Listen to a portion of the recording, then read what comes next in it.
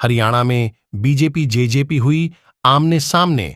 लोकसभा चुनाव से पहले टूट जाएगा बीजेपी जेजेपी का गठबंधन। क्या है बीजेपी जेजेपी में खींचतान की असली वजह?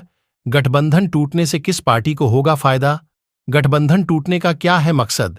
क्या लोकसभा चुनाव से पहले दोनों पार्टियों का गठबंधन टूट जाएगा? राजस्थान चुनाव के नतीजे के बाद हरियाणा में एक बार फिर से गठबंधन सहयोगी बीजेपी और जेजेपी आमने सामने है।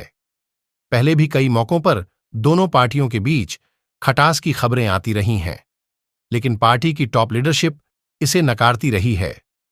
इस बार जिस सवाल पर दोनों पार्टियों ने एक दूसरे पर हमला बोला है, हुआ यूं कि राजस्थान के नतीजे से उत्साहित बीजेपी ने हरियाणा की अपनी गठबंधन सहयोगी जेजेपी को तब आंखें दिखा डालीं जब हरियाणा के डिप्टी सीएम दुष्यंत चौटाला के भाई दिग्विजय चौटाला ने कार्यकर्ताओं से दुष्यंत चौटाला को सीएम बनाने को लेकर तैयारी करने के लिए कहा।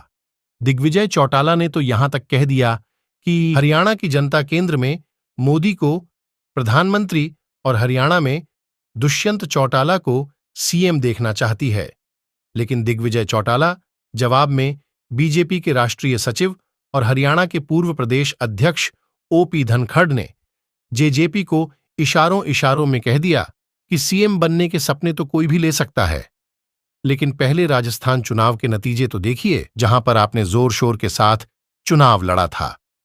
इससे पहले भी कई बार दोनों ही दलों के नेता ये साफ कर चुके हैं कि आने वाले लोकसभा विधानसभा चुनावों में दोनों ही पार्टियों गठबंधन के तहत चुनाव लड़ेंगी या नहीं, ये आने वाले वक्त में ही तय होगा। सूत्रों के मुताबिक जेजेपी चाहती है कि हरियाणा की 10 लोकसभा सीटों में वो बीजेपी के साथ गठबंधन में रहकर चुनाव लड़ें। जेजेपी कम से कम 2 लोकसभा सीटें वो बीजेपी के साथ गठबंधन में रहकर चुनाव लड़ें। जेजेपी कम से कम 2 लोकसभा सीटें अपने खाते में चाहती हैं, लेकिन सूत्रों के मुताबिक हरियाणा बीजेपी के नेता मानते हैं कि हरियाणा में बीजेपी मजबूत है और उन्हें किसी भी गठबंधन की जरूरत नहीं है।